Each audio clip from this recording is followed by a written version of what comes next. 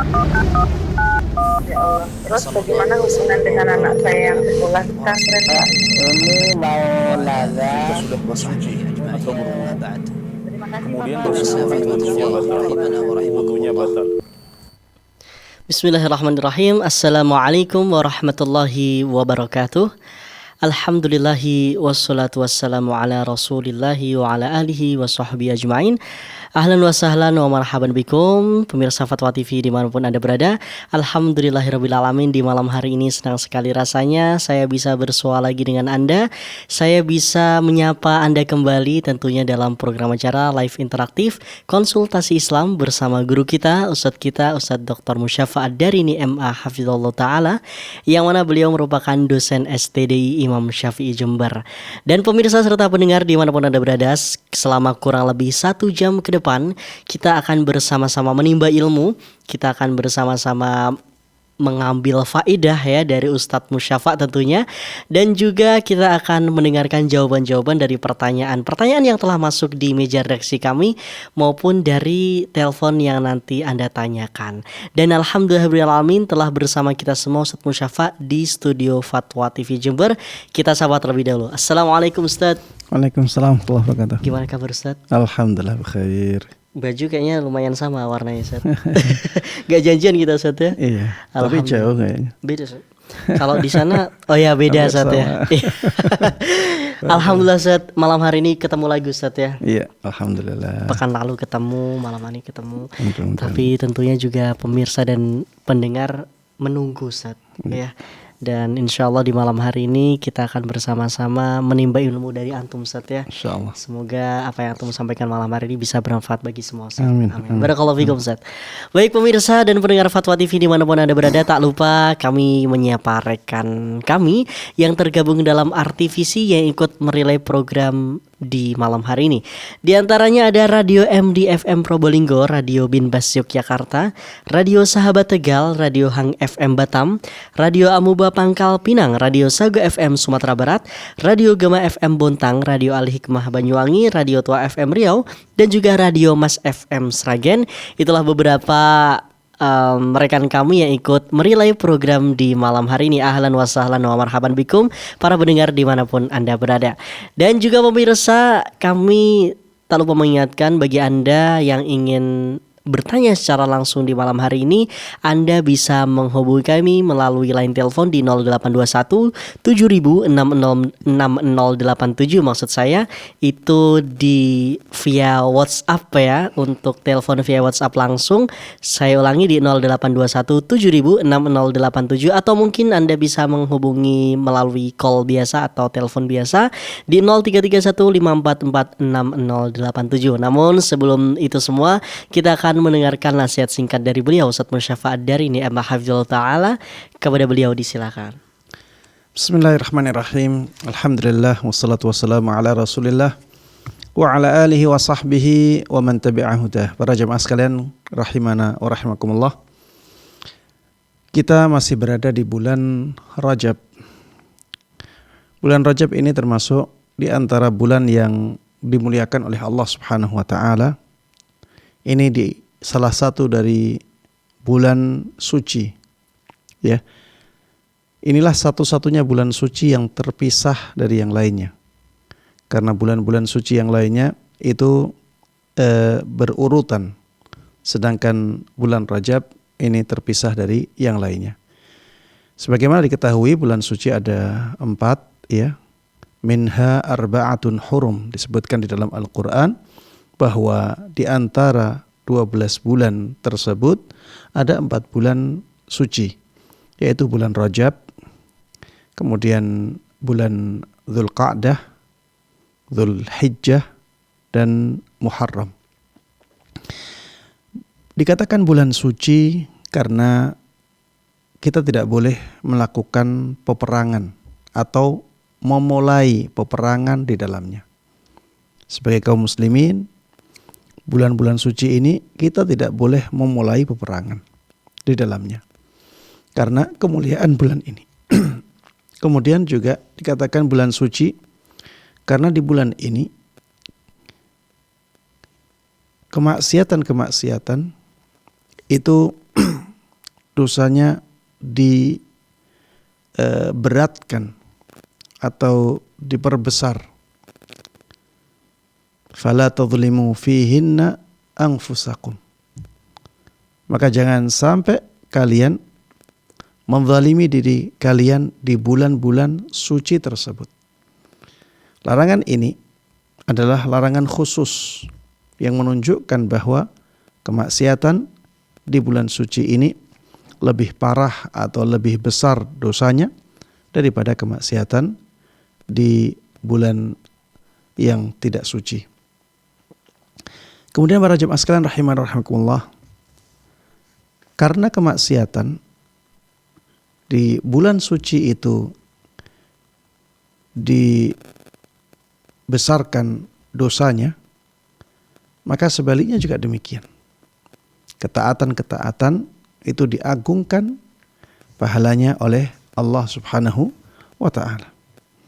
Makanya para jemaah sekalian rahimani rahimakumullah, semangatlah untuk mengisi bulan Rajab ini dengan amal-amal ibadah. Para ulama salaf di zaman dahulu menjadikan bulan Rajab ini sebagai bulan persiapan untuk menyambut bulan Ramadan. Karena setelah Rajab ini tinggal Sya'ban. Dan setelah itu langsung Ramadan.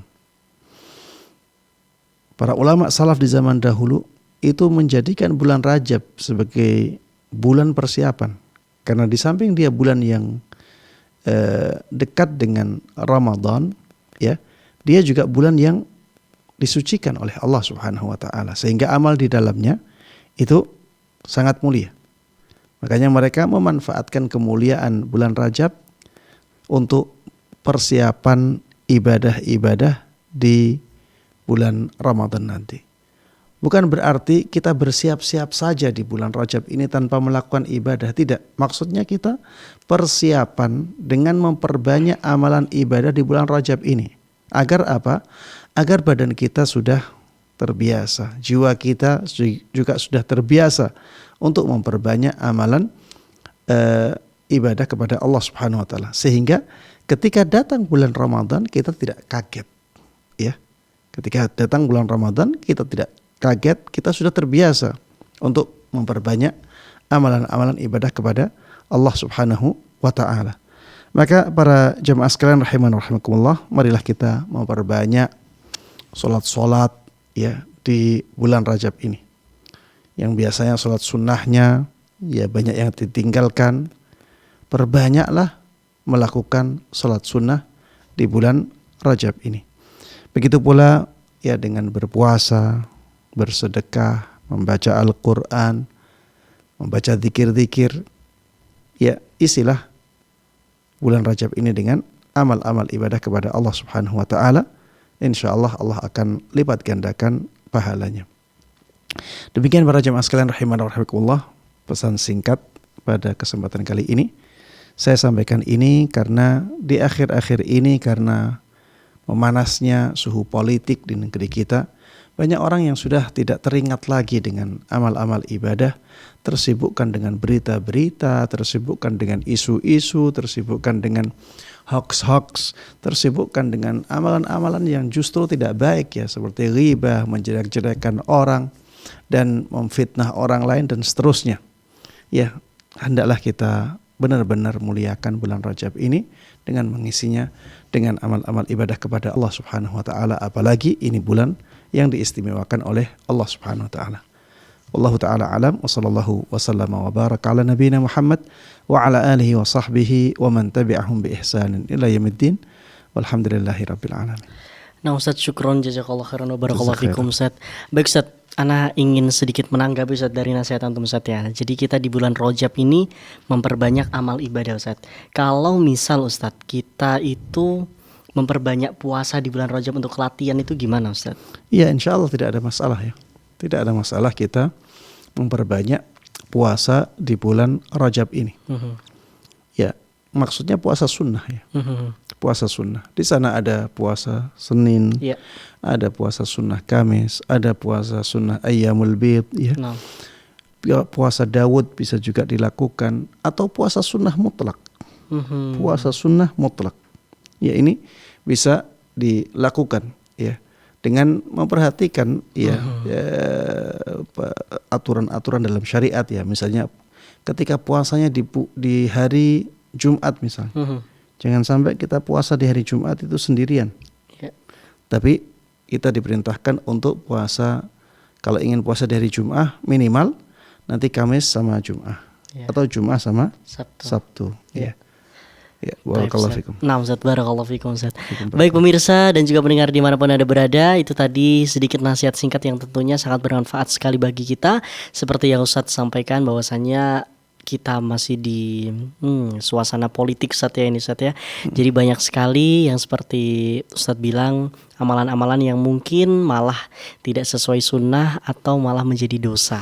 Baik pemirsa dan juga pendengar, saya ulangi bagi Anda yang ingin bertanya secara langsung seputar agama Islam apapun itu, ingin konsultasi ya di malam hari ini kepada Ustadz Musyafa, Anda bisa menghubungi di 0331 544 6087 atau ada cara yang lebih mudah yaitu melalui melalui telepon WhatsApp ya di 0821 706087. Sekali lagi melalui telepon WhatsApp di 0821 706087. Baik pemirsa dan juga pendengar, kami akan menunggu pertanyaan dari Anda. Sembari menunggu, kita akan menanyakan pertanyaan dari website Ustaz ya. Ini sudah ada pertanyaan dari Bapak Muhammad Afi Hartono di Maluku Utara. Assalamualaikum Ustaz, saya ingin bertanya.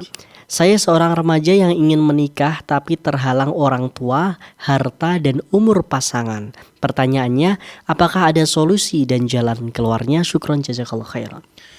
Baik. Waalaikumsalam warahmatullahi wabarakatuh. Terima kasih atas pertanyaannya. Saudara kita ini dari Maluku Utara, Iya, betul. Ingin menikah, masih remaja, dan menikah di waktu remaja itu sangat dianjurkan. Makanya Nabi kita Muhammad sallallahu alaihi wasallam mengatakan, ya ma'syarasy syabab, man istata'a minkumul ba'ata falyatazawwaj. Wahai para pemuda,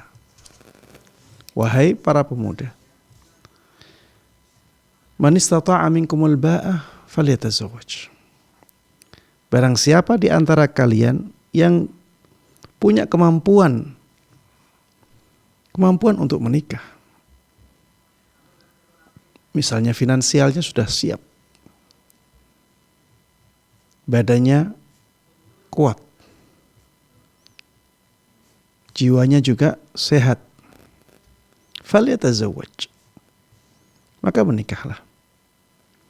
Fa innahu aghaddu lil basar, karena pernikahan itu lebih bisa menahan matanya enggak jelalatan lagi, enggak cari-cari kenikmatan yang diharamkan, karena sudah ada sesuatu yang dihalalkan untuk dia nikmati.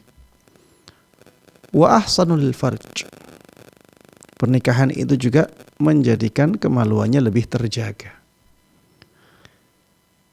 Kemudian Rasulullah sallallahu alaihi wasallam menyampaikan bahwa tidak semua orang punya kemampuan. Makanya beliau mengatakan, fa illam yastati' fa alaihi bis-shaum. Barang siapa yang tidak bisa menikah, maka hendaklah dia berpuasa. Fa innahu lahu wija, karena puasa itu bisa menjadi perisai untuk dia. Maka kalau tadi dikatakan dia remaja ingin menikah tapi terhalang oleh orang tua, terhalang oleh harta, terhalang oleh umur pasangan, maka saya katakan lebih baik bersabar dulu. Jangan gegabah, jangan memaksakan diri. Hartanya belum siap, memaksakan diri untuk menikah, ini tidak baik. Seharusnya kita melihat kemampuan diri kita. Coba bayangkan kalau kita nekat melangkah menikah. Setelah menikah kebingungan. Ini anak orang lain ini dihidupi dengan kehidupan yang seperti apa? Dengan nikmat apa? Karena kita hidup berkeluarga itu di antara faktor yang sangat menentukan kesuksesan kehidupan keluarga adalah faktor ekonomi. Ini salah satu faktor penentu. Saya tidak mengatakan satu-satunya atau ini faktor yang paling menentukan, tidak. Tapi salah satu faktor yang sangat penting dalam keharmonisan, dalam kesuksesan kehidupan berkeluarga adalah faktor ekonomi. Makanya itulah yang disinggung oleh Nabi kita Muhammad sallallahu alaihi wasallam. Maka kalau saya sarankan ya, sebaiknya jangan paksakan untuk menikah ketika masih ada banyak sekali kendala-kendala. Mintalah kepada Allah Subhanahu wa taala agar Allah Subhanahu wa taala memudahkan pernikahan itu. Kemudian sambil apa? Sambil banyak berpuasa. Sehingga walaupun kita tidak segera menikah, kita tetap terlindungi oleh perisai puasa tersebut. Demikian, wallahu taala alam wa barakallahu fikum. Nah Ustaz, syukron jazakallahu khairan wa barakallahu fikum atas jawabannya Ustaz. Kita sudah terhubung dengan penelpon pertama Ustaz. Ada Ibu Husni yang ada di Lampung. Kita sapa. Halo, assalamualaikum Fatwa TV. Waalaikumsalam warahmatullahi wabarakatuh. Baik, silakan Ibu Husni dengan pertanyaannya. Ya. Ya, syukron. Pak Ustadz, mohon izin bertanya, konsultasi Ustadz. Iya. Assalamualaikum warahmatullahi wabarakatuh. Waalaikumsalam warahmatullahi wabarakatuh. Silakan Bu Husni. Ya begini Pak Ustadz, masalah fidyah. Ya, saya dari umur 75 tahun sudah tidak mampu lagi berpuasa, apalagi sekarang sudah 82 tahun. Jadi kemampuan saya itu benar-benar tidak ada lagi untuk saum. Nah, selama ini yang saya pelajari di PGA dulu waktu saya masih sekolah, fikih saum itu menetapkan 6,7 on per hari. Apa itu namanya fidyah yang kita berikan kepada fakir miskin pengganti puasa kita. Nah, sekarang ini ada komunitas yang menetapkan 30.000 per hari, tapi tanpa dalil, tanpa dalil sama sekali. Baik. Nah, pertanyaan saya, apakah saya tetap kembali ke fikih yang saya pelajari dulu, ataukah bagaimana Ustadz? Tapi saya kalau masih ada umur nih, sudah jelas saya nggak mampu lagi berpuasa karena sudah lemah sekali. Baik. Ya itu aja pertanyaan saya Pak Ustadz. Terima kasih Bu Husni. Ya, sama-sama. Jazakumullah khairan. Barakallahu. Wafiq barakallahu. Baik, silakan Ustaz. Masya Allah, ini penanya Bu Husni ya, umurnya sudah 82 tahun ya. Mudah-mudahan 2 tahun. Allah Subhanahu wa taala terus menjaga Ibu Husni dalam kesehatan. Mudah-mudahan Allah memberkahi umur beliau. Amin ya Rabb. Dan pertanyaan tentang puasa ini menjadi sangat penting bagi Bu Husni dan juga ya kaum muslimin yang lainnya yang mengalami hal yang sama karena umur yang tua sehingga tidak mampu lagi berpuasa. Ini juga yang dulu dialami oleh sahabat Anas ibn Malik radhiyallahu an, karena beliau itu umurnya sampai lebih dari 100 tahun. Wow. Iya. Karena memang beliau didoakan umur panjang oleh Nabi kita Muhammad sallallahu alaihi wasallam. Maka Allah kabulkan doa tersebut dan akhirnya beliau umurnya sangat panjang. Para jemaah sekalian rahimani wa rahimakumullah, bagi orang yang sudah tua sehingga tidak mampu lagi berpuasa, maka tidak ada kewajiban untuk berpuasa. Tidak ada kewajiban untuk berpuasa di bulan Ramadan. Kewajibannya berganti. Karena tidak ada harapan lagi bagi orang yang tua seperti ini untuk bisa kuat. Karena apa? Karena manusia itu semakin hari itu semakin lemah. Ya. Kalau misalnya umur 80 sudah tidak mampu berpuasa, maka umur 81 biasanya lebih tidak mampu lagi. Umur 82 biasanya lebih lemah lagi. Umur 83 biasanya seperti itu. Ya. Dan ini yang disampaikan oleh Allah Subhanahu wa taala di dalam Al-Qur'an, bahwa semakin lama seseorang itu semakin tua dan semakin bertambah kelemahannya. Makanya Islam mengubah kewajibannya menjadi membayar fidyah. Dan fidyah para jemaah sekalian rahimana rahimakumullah adalah kadarnya adalah nisf sa', ya. Setengah sa'. Satu sa', ya, kalau menurut pendapat yang ana lihat paling kuat dan paling hati-hati adalah 2,5 kilo. Ini paling hati-hati, ya. Dia pertengahan. Memang ada yang mengatakan 3 kilo. Tapi itu kadar atau takaran yang terlalu banyak, ya. Saya melihat ini terlalu banyak. Karena di sana juga ada ulama yang mengatakan satu sa' itu 2 kilo lebih sedikit, lebih 40 gram. Ya. Maka 2,5 kilo ini merupakan takaran yang berada di pertengahan. Dan banyak sekali ulama yang mengambil pendapat ini.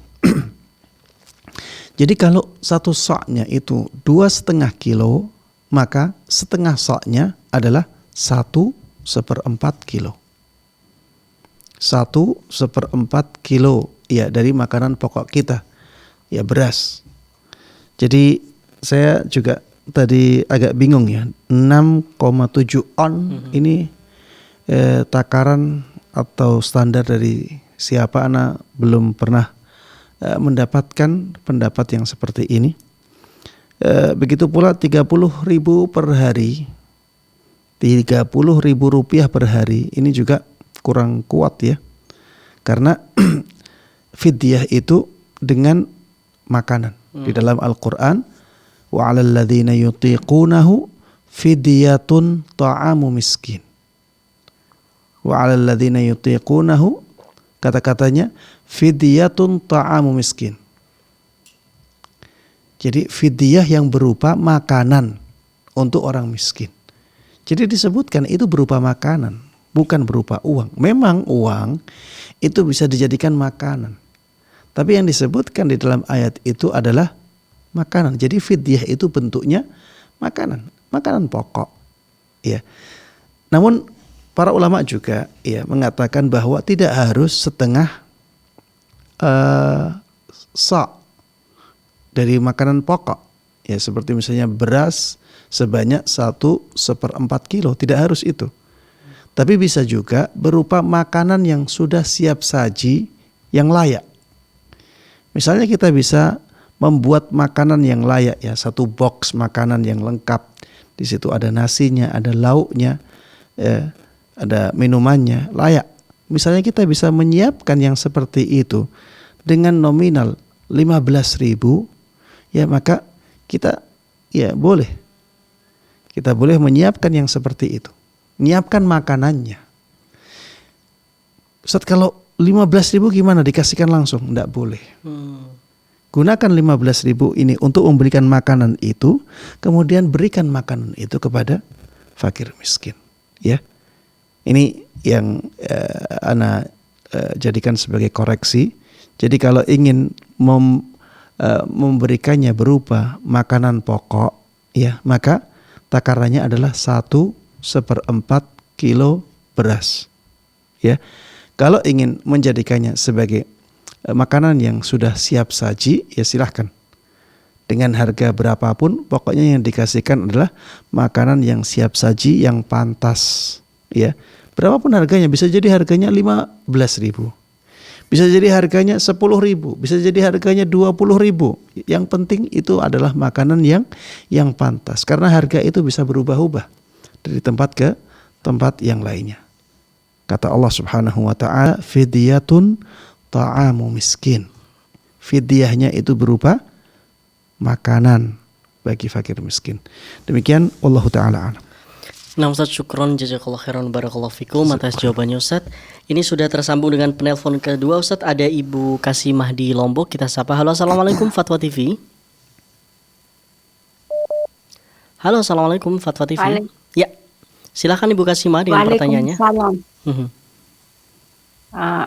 Assalamualaikum Ustadz. Waalaikumsalam warahmatullahi wabarakatuh. Ya, silakan. Saya mau bertanya, Mhm. apakah boleh masukkan emas ke pegadaian untuk kurban? Baik. Cukup Ibu? Iya. Baik. Prosesnya bagaimana Ibu? Bisa dijelaskan prosesnya? Ya. Prosesnya bagaimana Ibu?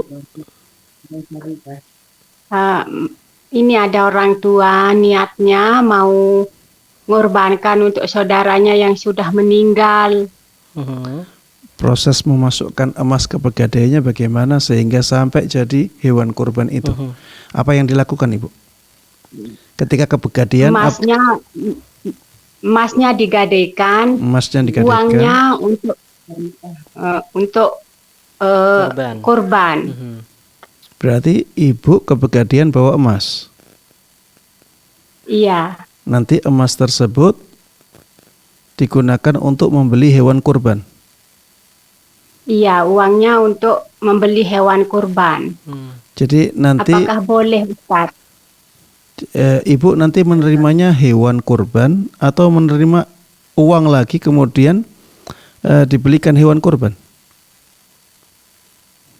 Begini Ustadz, kan ini orang tua punya emas, Iya. terus mau digadaikan Iya. uangnya untuk dibelikan hewan kurban. Mhm. Apakah boleh? Ibu, ya sekarang saya tanya ya, ibunya bawa emas ke pegadaian, Mhm. kemudian ibunya dapat uang, Iya, kemudian uang tersebut dibelikan emas gitu berarti. Dibelikan dibelikan hewan Dibelikan kurban. hewan kurban. Iya, berarti seperti itu ya. Iya, Berarti Iya. pegadaiannya ini belum tentu pegadaian yang syar'i.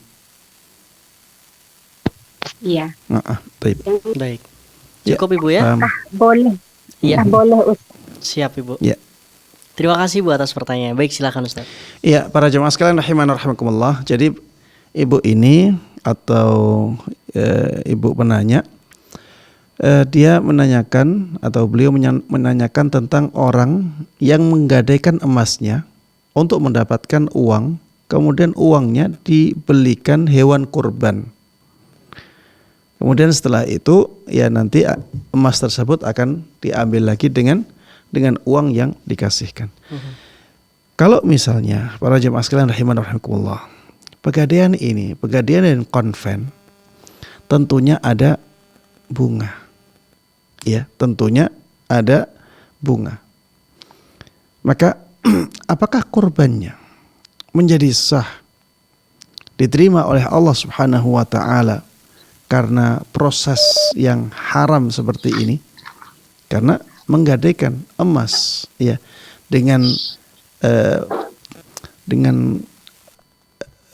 adanya klausul-klausul yang bertentangan dengan syariat, ini sesuatu yang dilarang. Bahkan ini masuk dalam dosa besar ya, karena riba.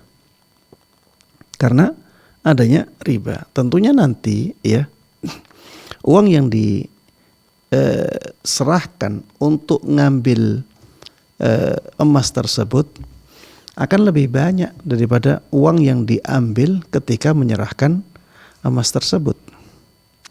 Ya tentunya ini akan menjadi ada unsur ribanya dan tentunya ini tidak dibolehkan. Bagaimana dengan ibadah korbannya?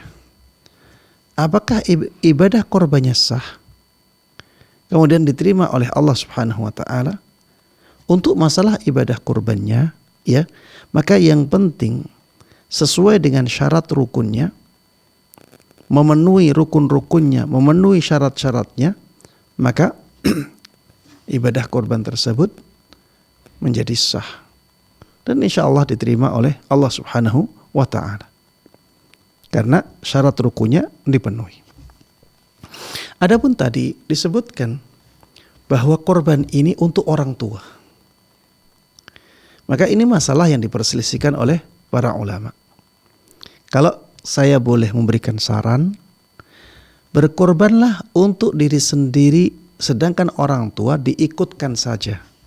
Misalnya dengan mengatakan atau dengan meniatkan bahwa ibadah kurban itu untuk diri saya dan keluarga saya. Untuk diri saya dan keluarga saya.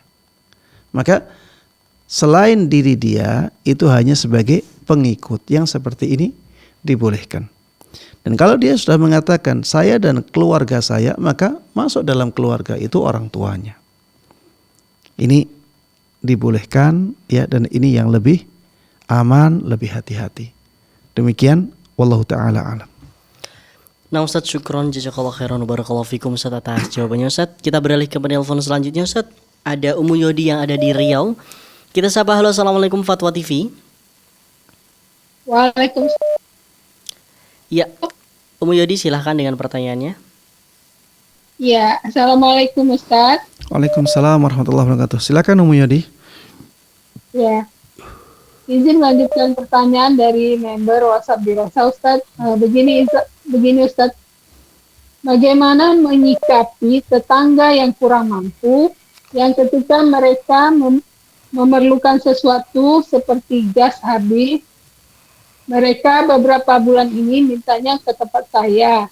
Kadang juga minta uang untuk token. Kali 2 kali saya kasih, tapi lama-kelamaan saya khawatir malah mereka mengandalkan saya kalau butuh sesuatu. Dan saya khawatir setiap permintaan mereka ketika saya kasih, itu tidak mendidik mereka, dan mereka tambah malas. Karena mereka satu keluarga itu anak-anaknya ada 3. Baik. 2 SMP dan 1 SD. Ayahnya tidak bekerja, ibunya sudah tidak ada. Jadi bagaimana sebaiknya saya bersikap dalam hal ini Ustaz? Ya. Baik. Terima Ya, kasih. itu aja Ustaz. Jazakallahu khairan. Assalamualaikum. Waalaikumsalam. Iya, para jemaah sekalian rahiman wa rahimakumullah. Kalau saya boleh memberikan saran, apabila keadaan kita ketika dimintai keadaan yang mudah, keadaan kita sedang mudah, sedang lapang, maka berikan bantuan kepada orang yang demikian. Dia punya anak, sedangkan orang tuanya tidak kerja, maka tentunya dia sangat membutuhkan bantuan kita. Dan bisa jadi bantuan kita kepada dia menjadi sebab dimudahkannya rizki kita, menjadi sebab dilapangkannya harta kita. Karena yang kita bantu adalah orang yang sangat membutuhkan seperti ini.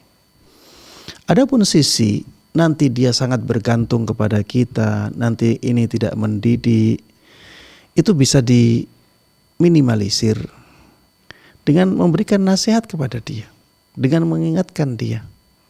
Misalnya tanya, Pak, Bapak sekarang pekerjaannya apa? Sudah berusaha untuk bekerja dengan cara bagaimana? Pertanyaan-pertanyaan ini akan mendorong dia untuk mencari pekerjaan, untuk semangat mendapatkan pekerjaannya. Kalau kita beralasan, kalau ditolong terus nanti akhirnya dia tidak berusaha untuk bekerja, akan datang situasi yang sangat mendesak, dia harus makan, akhirnya dia melakukan hal-hal yang dilarang oleh syariat. Misalnya mungkin akhirnya dia pinjam ke pinjol. Iya. Dengan mudahnya sekarang orang-orang terjebak ke dalam pinjaman online. Bisa jadi malah tidak memperbaiki dia, tapi malah mendatangkan mudarat yang lebih besar kepada dia, kepada anak-anaknya. Ya, intinya saran anak, apabila masih lapang, masih mudah, tidak berat membantu dia, maka bantu dia dan harapkan pahala dari Allah Subhanahu wa taala. Kita kalau membantu orang dalam keadaan dia sangat membutuhkan, pahala kita akan diagungkan oleh Allah Subhanahu wa taala. Dan ingatlah bahwa infak itu akan memudahkan rezeki kita, melapangkan harta kita. Demikian wallahu taala alam. Nah Ustaz, syukron jazakallah khairan wa barakallahu fikum Ustaz atas jawabannya. Kita beralih ke penelpon selanjutnya Ustaz. Ada ibu hamba Allah di Riau. Kita sapa. Halo, assalamualaikum Fatwa TV. Ustaz. Ya, silahkan ibu dengan pertanyaannya. Assalamualaikum Ustaz. Waalaikumsalam warahmatullahi wabarakatuh. Abang mau nanya Ustaz, anak suami kan nggak kerja, terus yang kerja itu anak. Karena kondisi suami yang anak tanyakan di sini, anak udah berjalan 1 minggu kerja. Suami kenapa? Ternyata suami qadarullah belum ada kerjaan Ustaz. Belum ada kerjaan. Karena? Terus anak kerja udah 1 minggu, ternyata majikan anak kerja di bank konvensional. Yang anak tanyakan di sini, suaminya petugas polisi. Apakah gaji anak halal atau haram Ustadz? Yang anak takutkan itu Ustadz dari kemarin. Makanya anak mau cari kerjaan, belum ada panggilan. Karena qadarullah yang kerja anak kan, untuk menghidupi keluarga gitu kan. Mohon nasihatnya Ustadz. Boleh anak mau nanya Ustadz satu untuk anak, kalau kita salah gitu, anak udah salah fatal, tapi anak hanya memeluk dia, apakah anak tidak merasa besar kepala Ustadz? Mohon nasihatnya Ustadz. Besar kepala dari sisi apa ya? Ustadz. Hubungannya apakah apa besar jika kalau dia kan udah salah fatal gitu. Baik. Karena dari media sosial dia keluar sama temennya entah kemana gitu Ustadz, dan tidak memakai jilbab itu Ustadz. Karena anak udah menyarankan pakai jilbab karena syari'i menurut Allah dan Al-Qur'an, anak bilang gitu kan, tidak boleh melepas jilbab di tempat umum gitu kan, udah salah fatal. Dan anak hanya memeluk dia, tidak memarahi dia Ustadz gitu kan.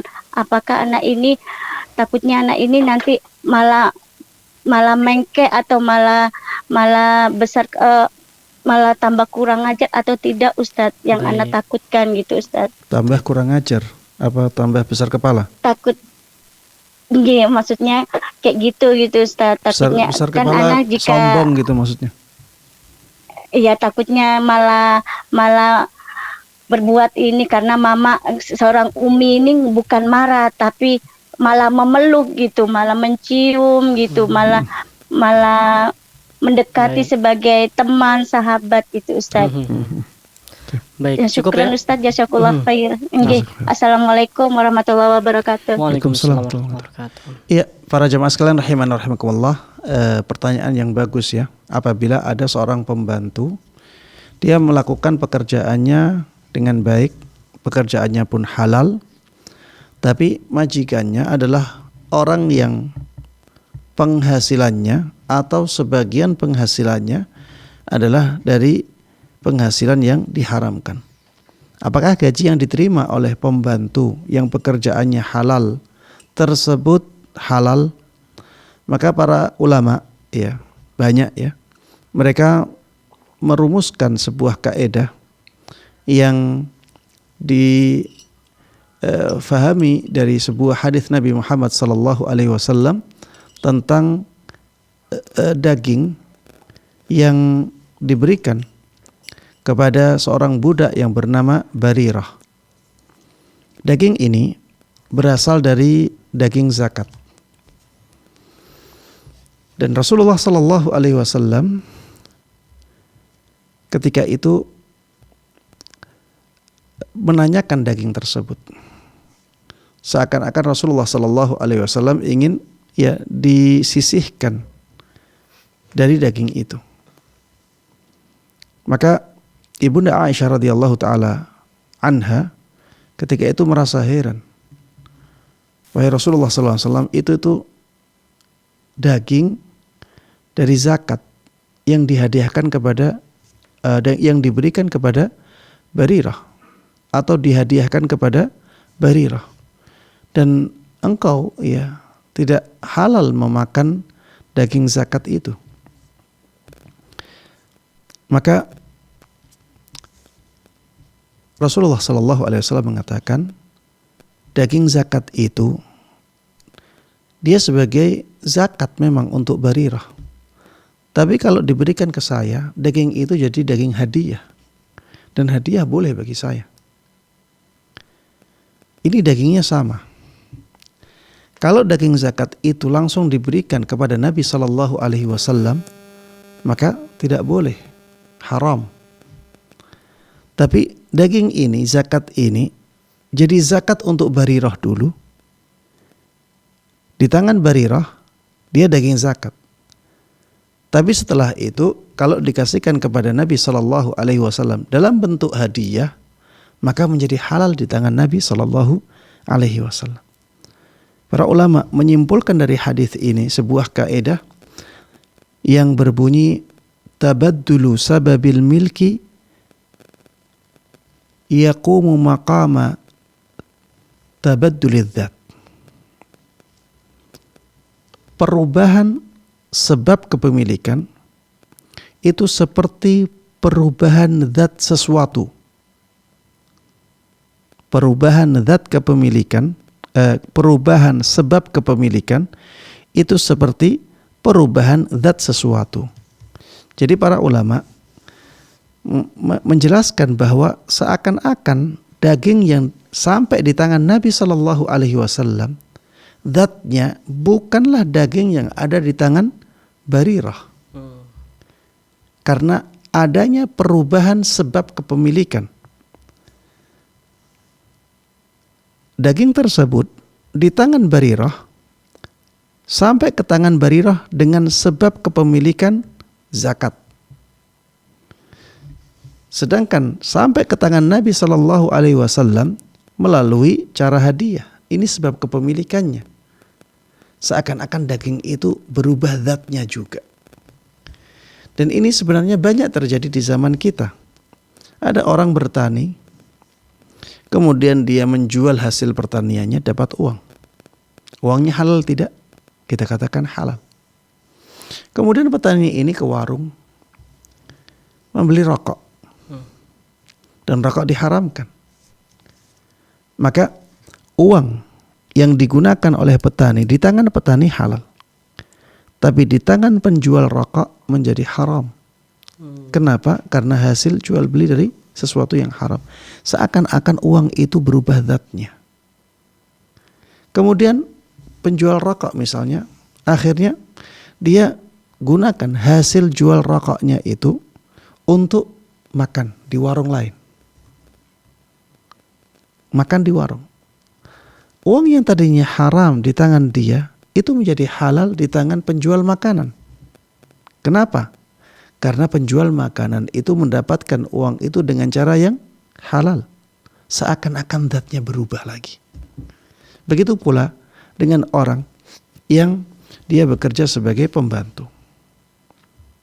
Meskipun uang di tangan majikannya haram karena dia bekerja di bank ribawi, tapi ketika sampai ke tangan pembantu, maka sebab kepemilikannya adalah pekerjaan yang halal.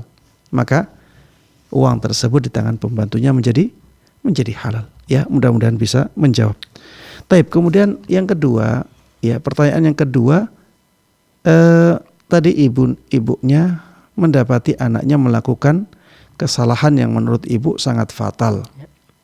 Ya, yaitu dengan tidak berjilbab dan keluar, ya mungkin saja keluar bersama laki-laki lain, ya sebagaimana banyak terjadi di kalangan remaja, pemuda-pemudi di zaman ini pacaran misalnya. Kemudian setelah ketahuan, ibunya hanya memeluknya, tidak memarahinya, tidak menghardiknya, tidak menghukumnya. Apakah seperti ini dibolehkan? Jawabannya para jemaah sekalian rahimana wa rahimakumullah, apabila cara seperti itu lebih baik, lebih besar maslahatnya untuk si anak, maka cara itulah yang paling baik untuk menasihati anak, untuk mengubah keadaannya. Kalau misalnya dengan menghardiknya, malah anak semakin menjauh, anak semakin brutal, semakin buruk, maka jangan lakukan. Lebih baik kita tampakkan kasih sayang kita kemudian kita dekati anak tersebut, kemudian kita nasihati dari hati ke hati. Sampaikan bahwa ibu sayang banget sama kamu nak. Jangan sampai kamu lakukan lagi. Ini sesuatu yang dimurkai oleh Allah Subhanahu wa ta'ala. Dengan seperti itu, insya Allah anak akan tetap dekat dengan orang tuanya, dan anak akan merasa bersalah, dan mudah-mudahan di kemudian hari tidak terulang kembali. Demikian, wallahu a'lam. Nah Ustaz, syukron jazakallahu khairan barakallahu fikum Ustaz atas jawabannya. Semoga ini bisa menjawab pertanyaan dari ibu hamba Allah yang ada di Riau. Baik Ustaz, kita terhubung dengan penelpon selanjutnya, ada Pak Zulkifli yang ada di Serang, Banten. Kita sapa. Halo, assalamualaikum Fatwa TV. Assalamualaikum. Ya, waalaikumsalam. Ustaz mau bertanya. Semoga Allah menjaga Ustaz dan keluarga. Amin. Amin. Wa iyyakum. Ustaz mau tanya, kalau misalnya mahasiswa Indonesia yang ada di Madinah, apakah dihukumin sudah mukim? Kalau memang sudah dihukumi mukim, apakah mereka bisa melaksanakan umroh dalam satu hari itu beberapa kali? Terkait anak berniat mau membadalkan orang tua yang sudah meninggal dan ibu anak yang sudah tua, yang tidak bisa lagi untuk bersafar. Nah, derajat hadis badal umroh, apakah derajatnya seperti apa gitu Ustaz? Jazakallahu khairan. Iya, para jemaah sekalian rahimanallahu rahimakumullah. Pertanyaan tentang membadalkan umroh kepada mahasiswa yang kuliah di Madinah. Dan pertanyaan tentang hadis badal umroh, apakah sahih ataukah tidak? Para jemaah sekalian rahimanallahu rahimakumullah, saya mulai dengan membahas tentang hadisnya dulu ya. Hadis yang menjelaskan tentang masalah ini sebenarnya berkaitan dengan haji ya. Dulu ada seorang sahabat yang dia menghajikan atau ingin membadal hajikan kerabatnya. Kerabatnya bernama Syubrumah. Kemudian dia ditanya, apakah engkau sudah berhaji? Orang ini mengatakan belum.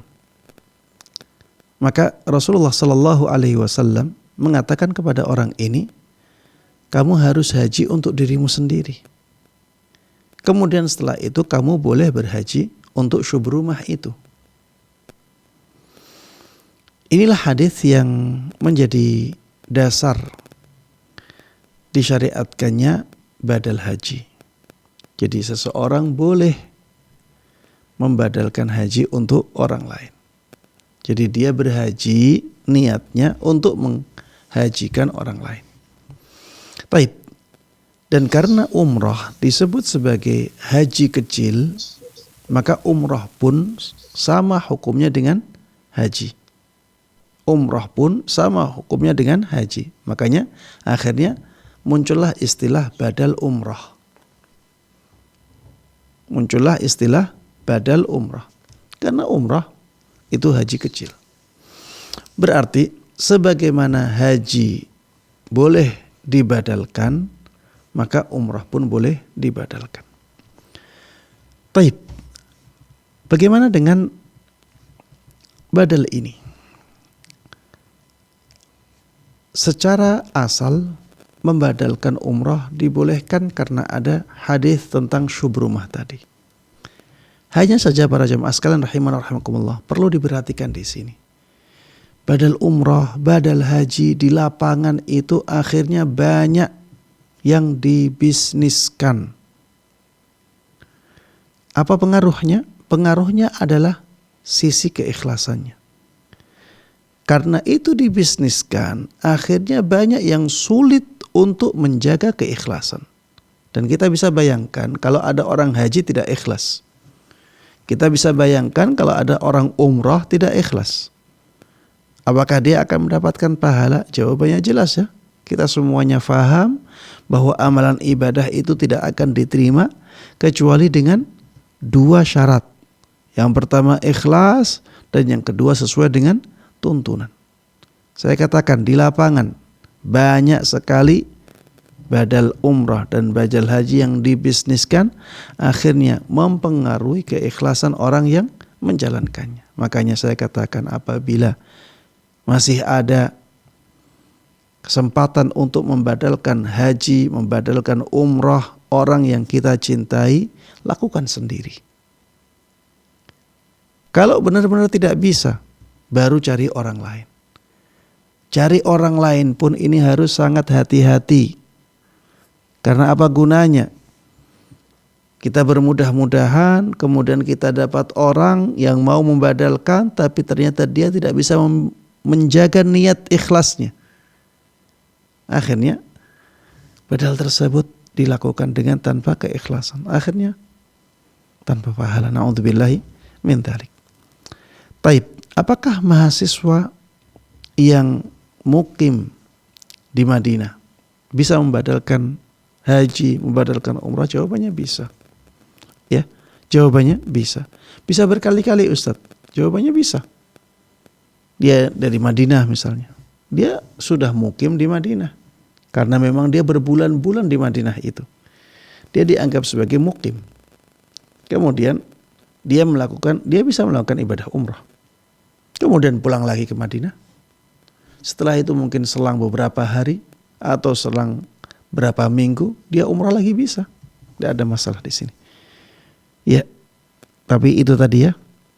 Cari orang-orang yang benar-benar bisa menjaga keikhlasannya dalam membadalkan umrah tersebut. Demikian wallahu a'lam. Nah Ustaz, selanjutnya Ustaz ini sudah terhubung Ustaz dengan Ibu Ros yang ada di Singapura. Nak bertanya tentang waris Ustaz ini Ustaz ya. Baik, kita sapa Ustaz, Ibu Rosni kita sapa. Halo, Assalamualaikum Fatwa TV. Waalaikumsalam warahmatullahi wabarakatuh. Ya, silahkan Ibu.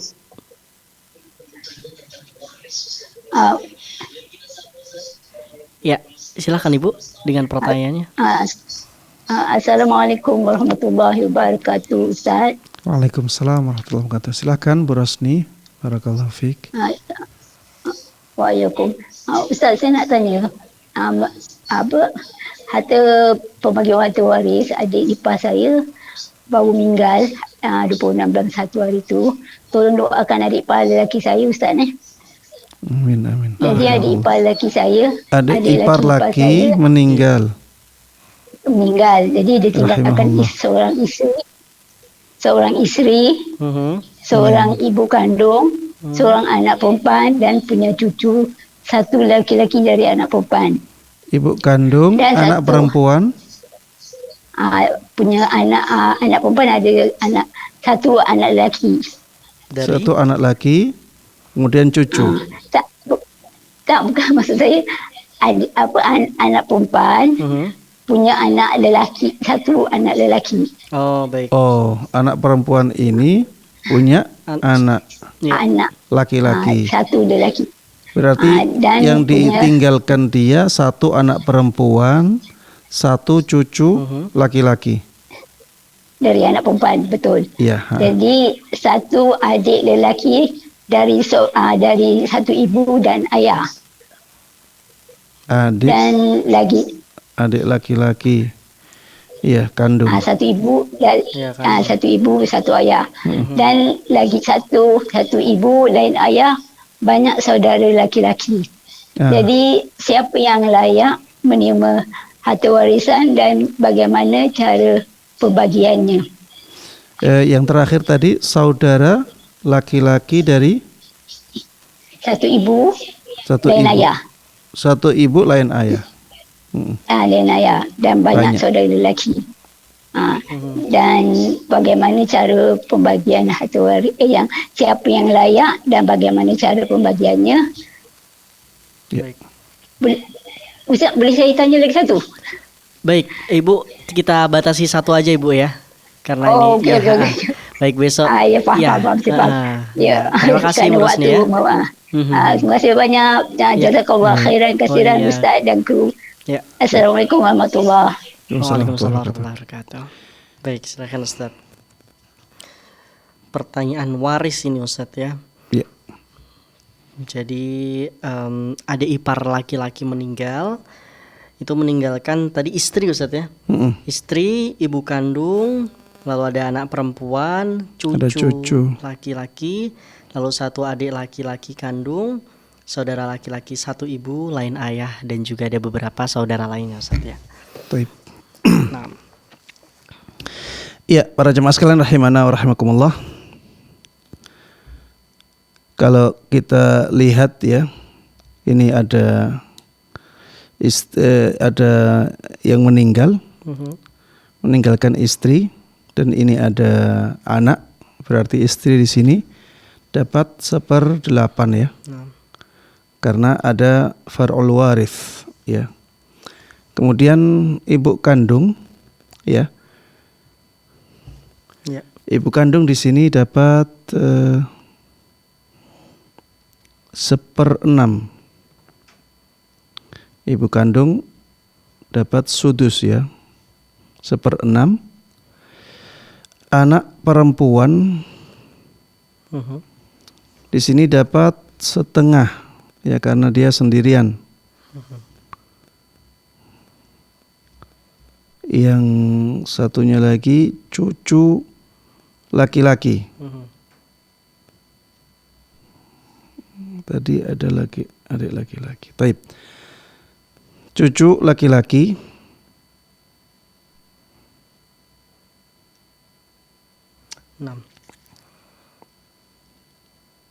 istri, anak perempuan, ibu kandung, cucu laki-laki. Iya, cucu laki-laki dari anak perempuan ini. Iya, betul. Wallahu a'lam ya, yang ana tahu di sini cucu laki-laki dapat asabah. Dapat sisa. Dapat sisa dari pembagian tadi. Ya. Jadi istri dapat 1/8, ibu kandung dapat 1/6, anak perempuan dapat setengah, ada cucu laki-laki ya dapat asabah. Wallahu a'lam. Ini yang ana lihat. Sedangkan al-hawashi ya, al-hawashi itu yang ke samping tidak dapat ya, karena masih ada anak tadi dan cucu. Baik, berarti ini untuk satu adik laki-laki itu nggak dapat Ustaz ya? Enggak. Adik laki kandung dan saudara. Iya. Saudara satu ibu lain ayah ya juga nggak dapat. Baik Ustaz. Wallahu a'lam. 6. Jadi untuk istri 1/8, anak perempuan setengah, ibu kandung 1/6, lalu anaknya dari anak perempuan atau cucu laki-laki tadi asabah ya, atau dapat sisa. Baik, semoga ini bisa menjawab pertanyaan Ibu Rosni ya yang ada di Singapura. Terima kasih, jazakillahu khairan, barakallahu fikum. Baik Ustaz, pertanyaan dari Ibu Rosni tadi sekaligus menutup perjumpaan kita di malam hari ini Ustaz. Kami sampaikan syukron, jazakumullahu khairan telah meluangkan waktunya untuk bersama-sama menimba ilmu atau memberikan ilmu kepada kita semua. Barakallahu fikum Ustaz. Baik pemirsa dan juga pendengar dimanapun Anda berada, alhamdulillah alamin. Tidak terasa sudah sekitar 1 jam ya kita membersamai Anda semua. Banyak sekali faedah yang telah kita dapatkan dan banyak sekali ilmu-ilmu yang juga sudah kita dapatkan. Semoga kita bisa menjalankan apa-apa yang diperintahkan oleh Allah dan apa-apa yang dilarang oleh Allah Subhanahu wa taala. Amin amin ya rabbal alamin. Dan pemirsa Fatwa TV dimanapun Anda berada, tak lupa saya mengingatkan bagi Anda yang ingin mengetahui acara di Fatwa TV lebih detail, Anda bisa mengunjungi website kami di www.fatwatv.id dan Anda bisa update tanya jawab di www.dewanfatwa.com/tanya jawab. Dan juga kemudian kami mengajak pemirsa dan juga pendengar sekalian guna memanfaatkan peluang untuk berjuang bersama kami dalam syiar dakwah Islam di Fatwa TV melalui rekening aktif kami yang bisa Anda saksikan di layar kaca Anda atas nama Yayasan Pilar Media Komunikasi atau atas nama Dewan Fatwa Perhimpunan Al-Irsyad. Dan juga saya mengingatkan besok pemirsa dan juga pendengar jangan lupa saksikan live interaktif Menjaga Iman bersama Ustadz Dr. Iqbal Gunawan MA Hafizullah Ta'ala setiap hari Selasa pukul 10 waktu Indonesia Barat. Dan pemirsa, akhirnya saya mewakili kerabat kerja yang bertugas pamit undur diri. Kita tutup dengan doa kafaratul majelis. Subhanakallahumma bihamdika asyhadu an la ilaha illa anta astaghfiruka wa atubu ilaik. Assalamualaikum warahmatullahi wabarakatuh. Terus bagaimana hubungan dengan anak saya yang sekolah di pesantren, Pak? Ini mau nanya. Sudah bersuci atau berwudu. Terima kasih, Kemudian Bapak. bersentuhan dengan suami.